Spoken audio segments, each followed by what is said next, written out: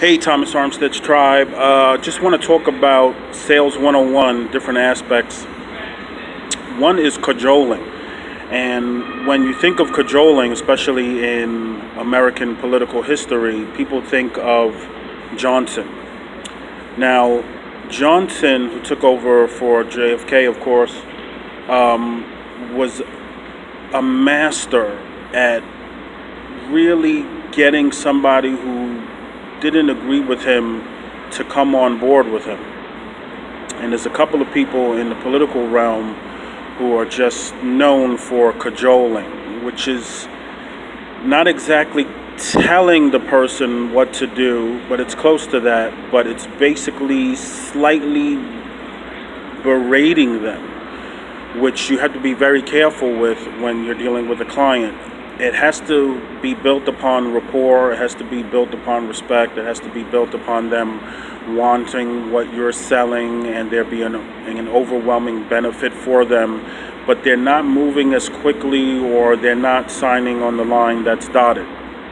So when it comes to cajoling, the New York Times did a piece over 10 years ago, and I'll never forget it because they showed about 5 or 6 pictures of Johnson talking to someone, and the guy was looking up at Johnson, who was very tall, and Johnson is like leaning back like this. The guy is here, the thumb, and Johnson is leaning back, and then slowly but surely the next picture is like this, and then the next picture like this, and then the next picture like that, of Johnson going like this and then coming forward and then pointing down at the guy.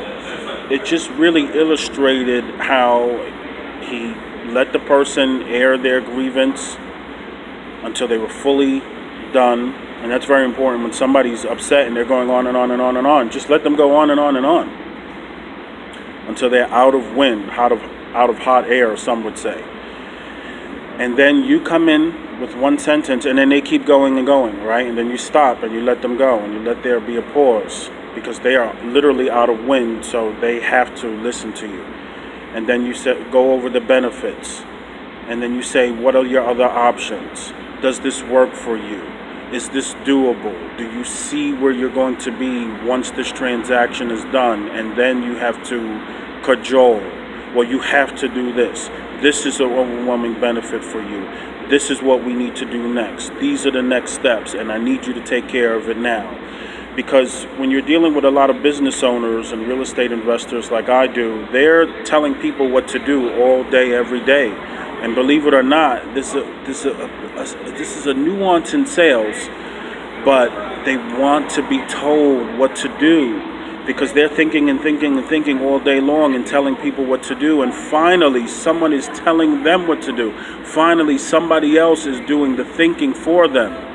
That's cajoling, that's controlling, that's telling, and sometimes you have to do that because people don't like change. And in the sales cycle, signing on the dotted line is a change for them, and you have to make them understand that this is a change that will benefit them, and it's worth going through the pain that they have to in order to create a better future in business for themselves.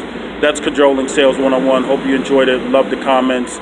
Please text me 929-459-1498. Let's keep the conversation growing. Have a great day. Bye.